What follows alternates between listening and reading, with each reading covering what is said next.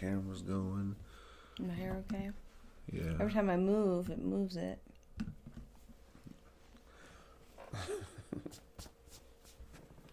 Are you ready? Yeah, give me a quick second. I can just go while you're doing that. No.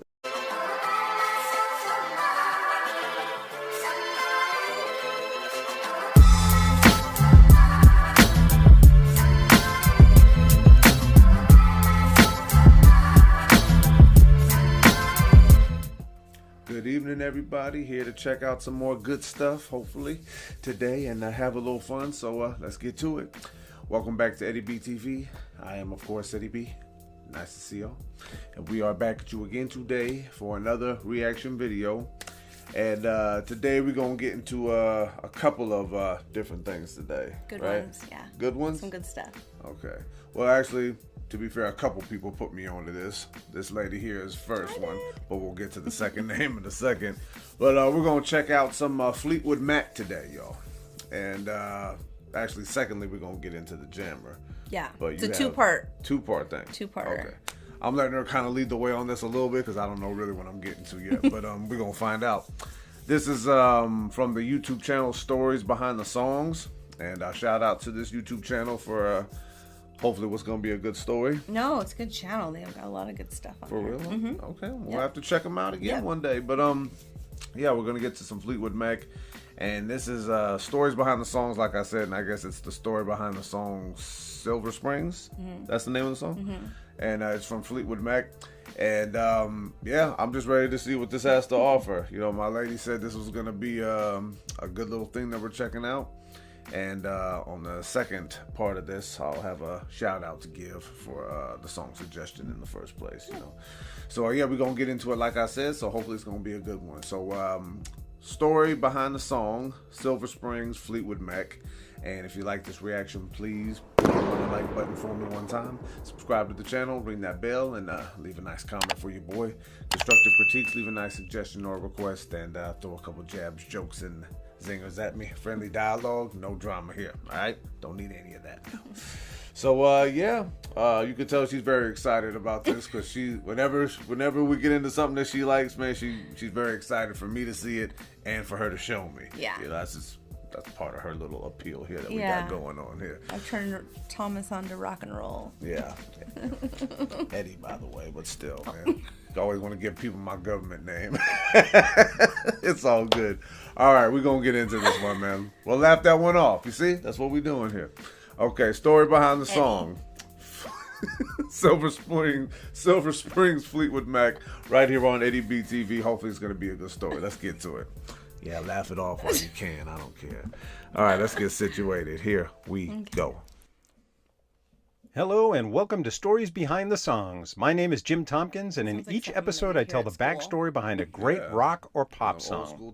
Today's song is Silver Springs by Fleetwood Mac. Silver Springs is a song written by Stevie Nicks and intended for the 1977 classic album Rumours.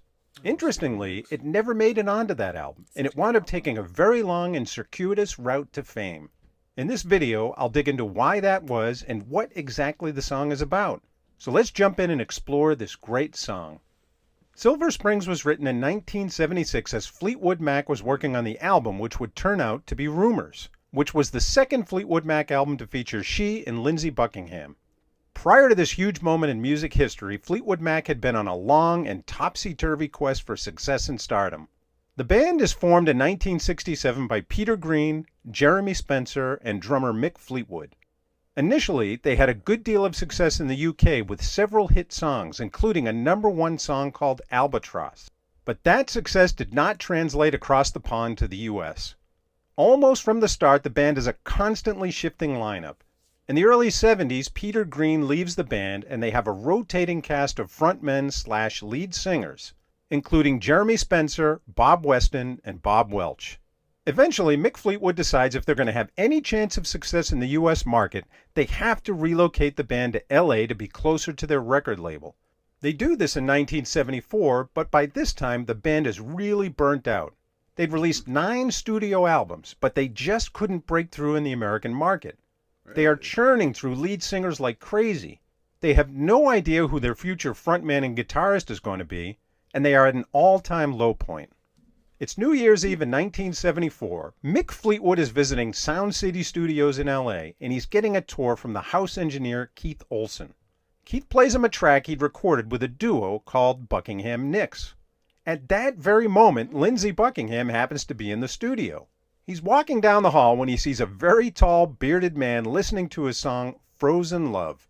He and Keith Olsen have it cranked way up, and the tall guy seems to be really grooving to the record.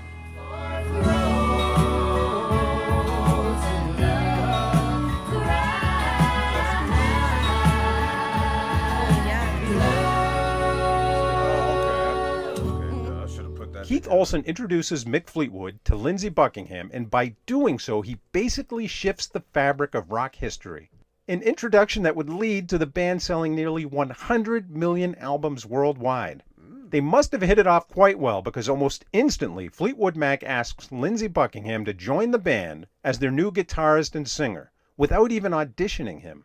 But it wouldn't be that simple, because of the other part of the equation, which is Stevie Nicks. It turns out Stevie Nicks and Lindsey Buckingham have their own long and twisted history.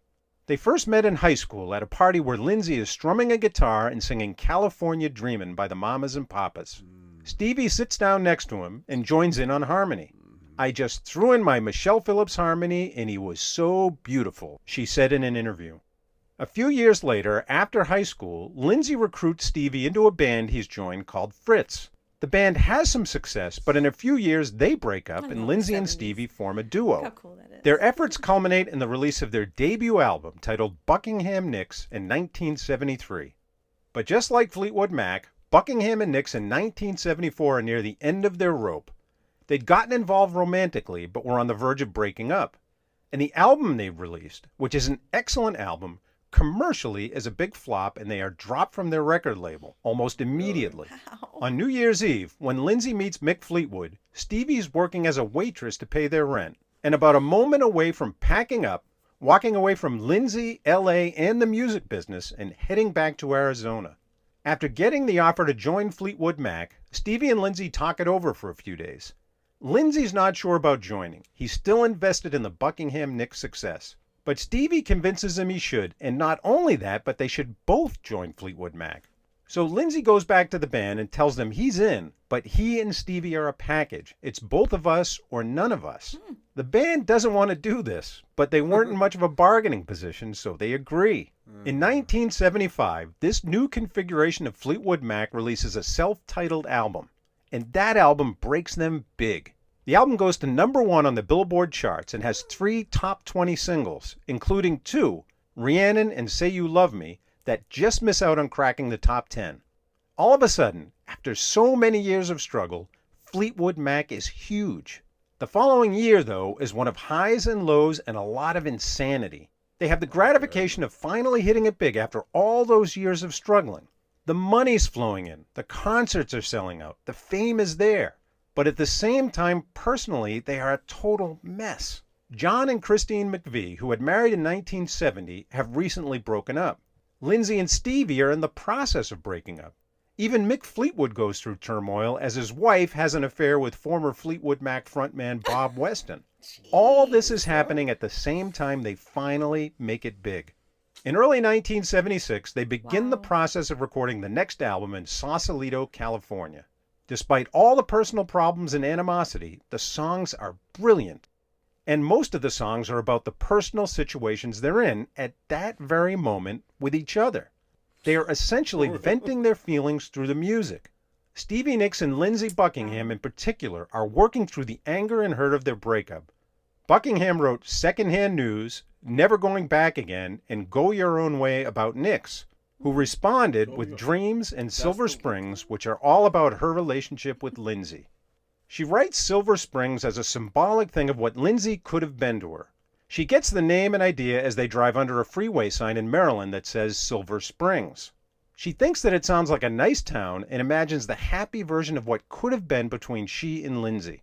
When Lindsey wrote some pretty hurtful lyrics to her in Go Your Own Way, she then wants this fillers. Every single song is worthy of being released as a single in its own right. That had made it really hard to decide which songs to include and which not to include.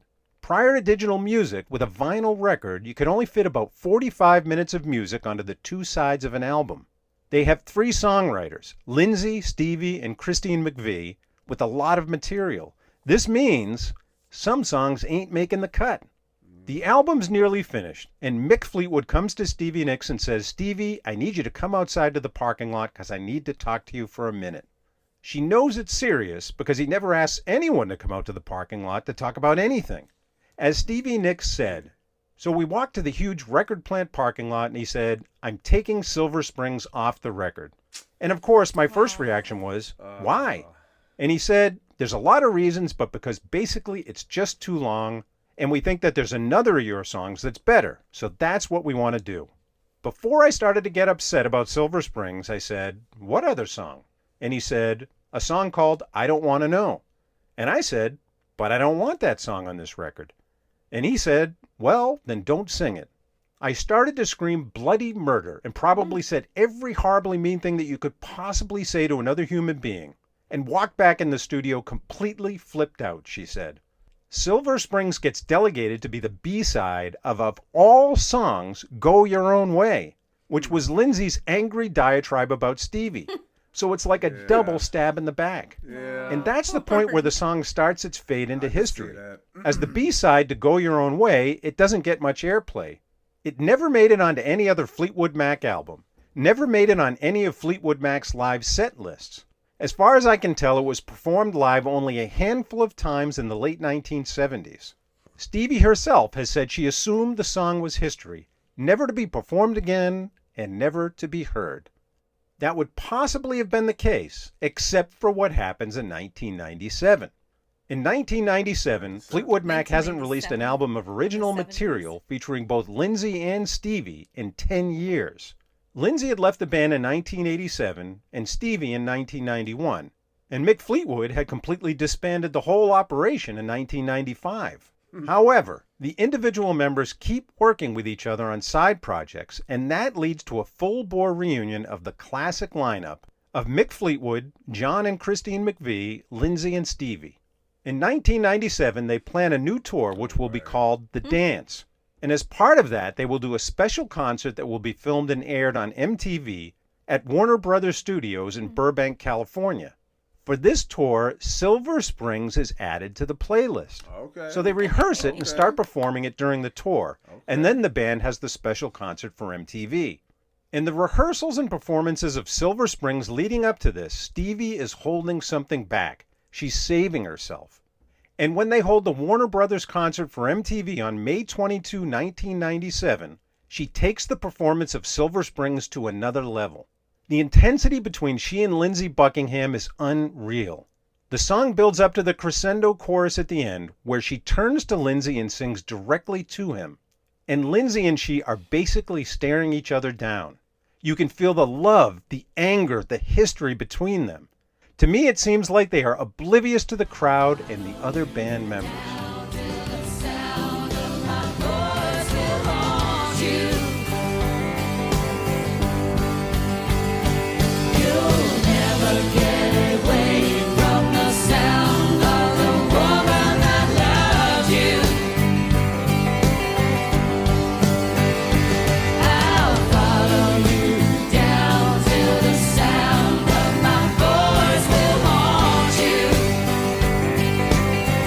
That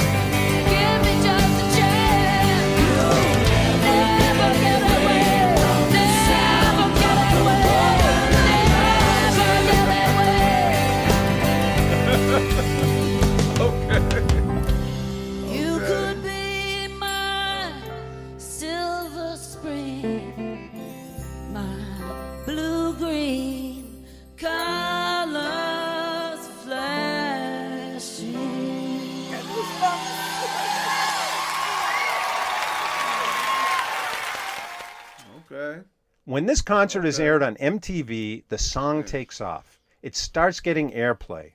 Most people had never heard the song before, myself included. I remember thinking, where's that song from? I went back through the albums but couldn't find it. This song that was cut from Rumours 2 decades prior enters the charts and becomes a top 40 hit, rising all the way to number 5 on Billboard's Adult Contemporary chart. And not only that, it's nominated for a Grammy Award in 1998. As producer Richard Dashit said, Silver Springs was the best song to never make it onto an album. Silver Springs would be included on the 2005 remaster of the Rumours album, finding its place on that classic album after all those years. And from that point on, the song becomes a staple of Fleetwood Mac's live performances. And Stevie and Silver Springs finally get their due. Silver Springs is now considered as one of the great all-time Fleetwood Mac songs, and a time capsule to the relationship she had with Lindsay, as well as the relationship she could have had with him. That wraps up the story behind the song Silver Springs by Fleetwood Mac. I hope you enjoyed it. If you did, please give it a like and subscribe to my channel by clicking on that little red icon in the corner. And I'll be back soon with another story behind a great rock and roll song. Oh, that's it. Well, that was intense. Yeah. Man. Wait till you see the video. Oh, no.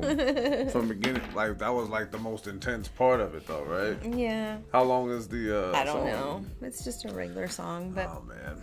Well, I didn't know the whole background to that either, so no, I didn't. Oh, man, we got stuff going off. But anyway. sorry. We gotta Yeah, I didn't realize that's where that came from. I didn't know that that's the one that I'm thinking about, right? Yeah. You can go your.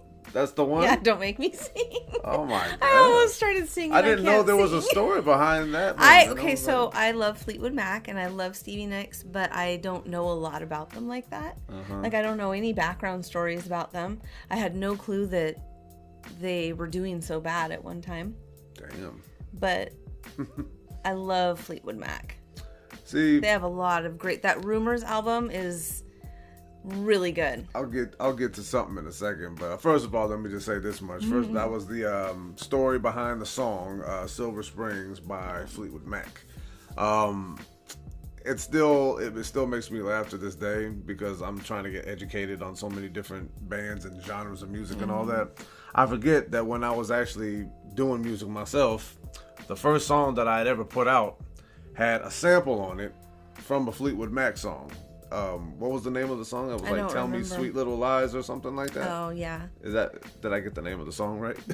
I hope I did. But anyway, you know what? Just knowing that musicians gather most of their inspirations from life in the first place, it wouldn't necessarily be a surprise that they would, come up with songs based off their own experiences. But I didn't know they were like That so tight. intertwined. Yeah, I with didn't know that with each either. other. I really didn't. Did all of them date each other, or like they said there were so many different members over the years? Yeah, wasn't there? I don't know.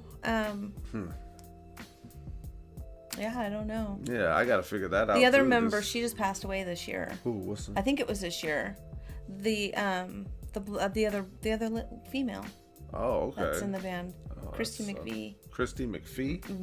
McVie. Okay. Yeah. Oh, that's sad.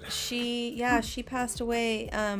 This year because Stevie Nicks has been touring right now this year, and she came to Seattle, and she did a big dedication to her. That's cool. Yeah. That's real cool. I mean, just like I said, I'm trying to get educated on so many different things. The only time I ever remember hearing the name Stevie Nicks was in that one song that she did with what's the dude in the song's name? Tom Petty. Is it him? Stop Dragging My Heart Around? No, it was with you I'm not shy to show the way I feel. Oh, our song. That's the one. What's the name of Oh it? yeah. Magnet and Steel. Magnet and Steel, yes. That's the only time I ever remember hearing the name Stevie Nicks before. But now I got probably some work to do. I said, "Oh, our song." They don't care. That was one of our first songs when we were first dating. It's a song that you hear in a lot of movies and stuff like that. It's a good song. Yeah. I think I heard it once on Deuce Bigelow. Yeah. That was a good one too. Yeah, that was a song that we used to sing to each other all the time. But to have that go down, I mean, I ain't gonna lie. It seemed definitely very unfair that, you know, Go Your Own Way got to be on the album, but yet her Three of his songs did. Yeah, her rebuttal at the very least. Yeah. Couldn't get added on initially, and to have that much time drag on.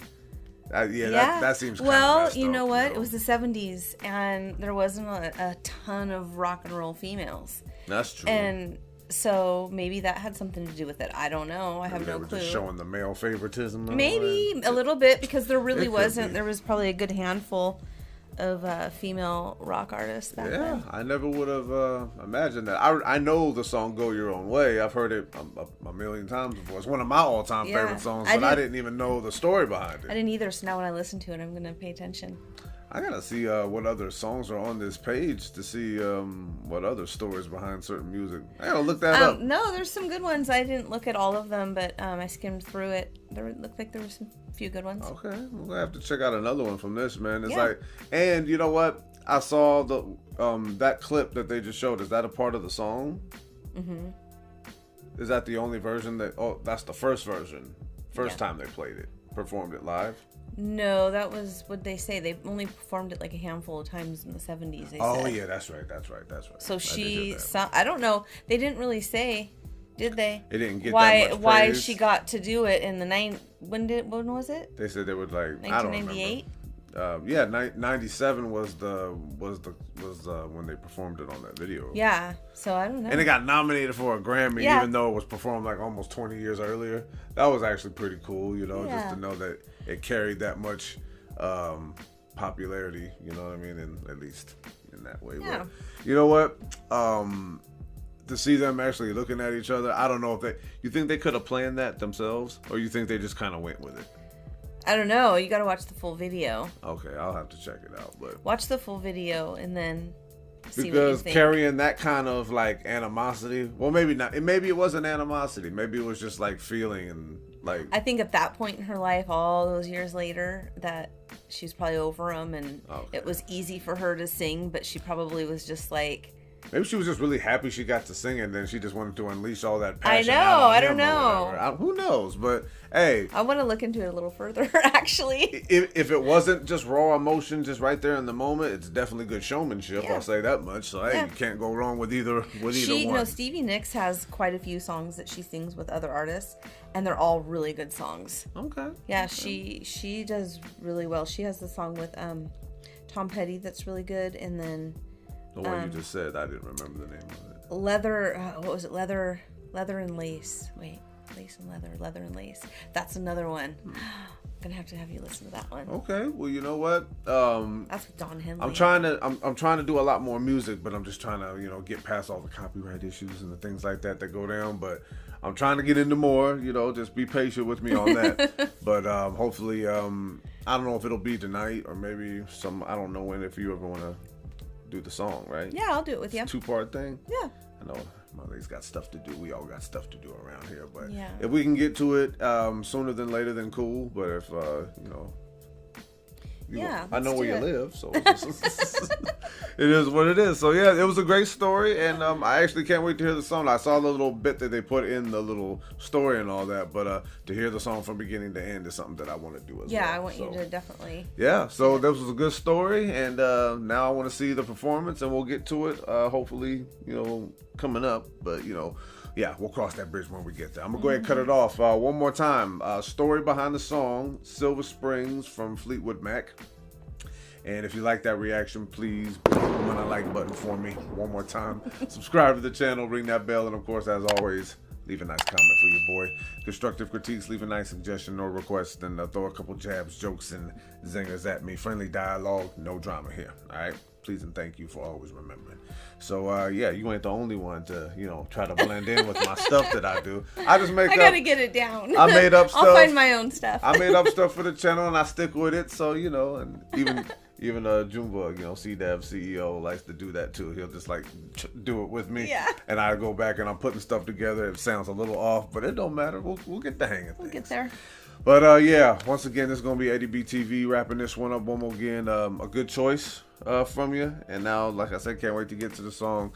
And definitely can't wait to get to more music in general, man. I know that I want, because most of the suggestions that I got for whether it was like rock or country, Yes, we need lots more suggestions because I have a million and he can't keep up with everything that I want him to do. Well, if it's all coming from home, you know what I mean? I know. I'm trying to include everybody. I love music so much, and I'm into a lot of other music that he's not into, so I'm constantly telling you what I want. Some things I blend with and vibe with, other things not so much, but but I like most of the the choices that she's I like it because he's never ever heard half of it. Like never, ever. I'm trying to get my ears hip to other things, man. I'm giving my main genre hip hop and R&B a rest for the most part. I haven't really done much of that unless I'm going down memory lane and listening to some old stuff.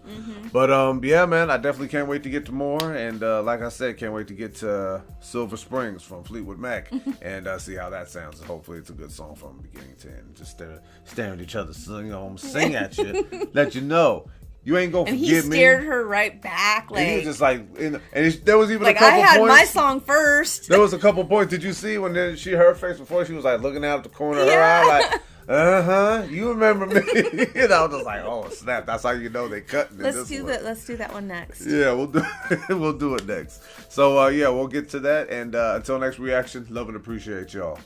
Peace. Bye.